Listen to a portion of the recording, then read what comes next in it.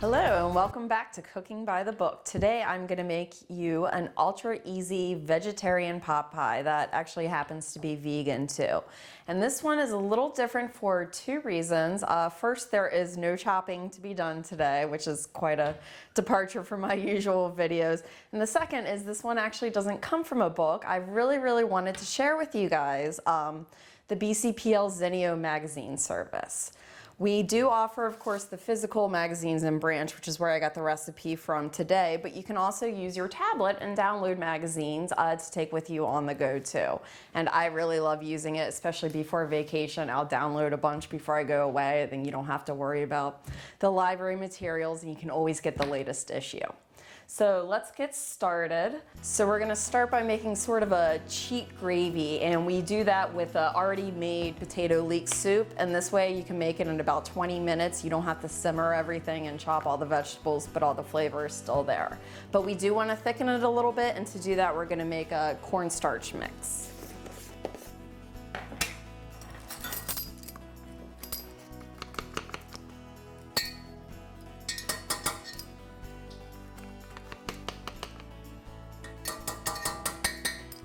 So we have 2 tablespoons each of cornstarch and cold water, and we whisk that together so you don't get a lumpy gravy.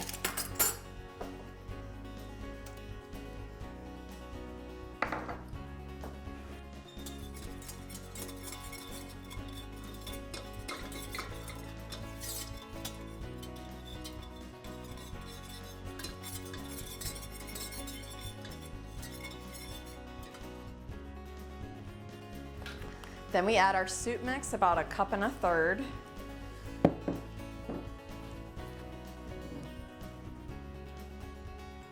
cups. Let me turn it so I can see it.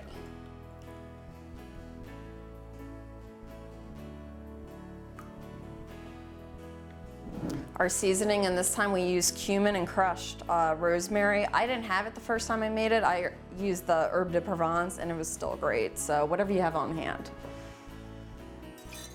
And whisk this into your corn starch mixture. Your spices and a little salt and pepper if you like.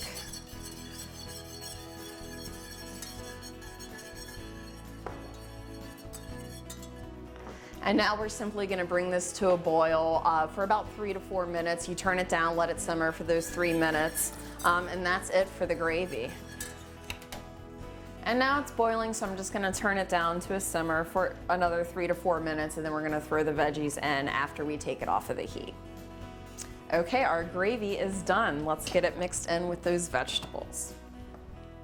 So the veggies I used are just the plain frozen mixed ones. Actually, the one I have is a little fancier because it has cauliflower in it, but you can use any mix and then just thaw it and drain it before you use it. And you simply add that to your mixture and get everything coated.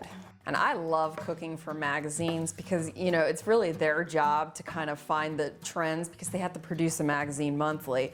Plus, you're really gonna find recipes that are seasonable for the month that you're in. So, you know, like barbecues in the summer or soups and stews in the winter. All right, so now our mix is all done. And I almost feel like I'm cheating because we're almost done with this recipe, just to show you how easy it comes together. You put that whole mix in, and we just made pot pie filling. And our next cheat is to use puff pastry, which, believe it or not, if you get the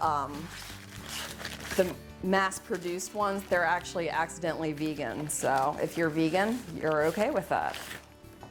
And you want to thaw this ahead of time so it's nice and pliable. This is still a little cold, but that's okay. And you simply lay it on top. And I'll cut off the edges so they don't burn. And usually I have my kids around and we figure out a pattern to do them because nobody complains about the extra puff pastry on top. And since it's a weeknight meal, you don't have to make it too fancy. So we do this, or we'll do a little square on top. But I'll do a pinwheel today. And you also want to poke some holes in it, otherwise it will puff up too much and you'll have giant air bubbles. which kids will think look cool, but I don't want to eat nothing. Perfect. And then you just put it in the oven for about 15 to 18 minutes. Okay, the top is golden brown, so I'm going to take it out and try to maneuver it over here so you can see how it turned out. And you'll see it's bubbling hot, so you do want to wait a few minutes to eat, but there you go, dinner's ready. This is also a great one to bring if you're a vegetarian or if you're having a vegetarian as a guest for a side dish. You might want to make two though, because everybody will be eating it. So thank you again for joining me as we cook by the book, or in this case, the magazine with BCPL.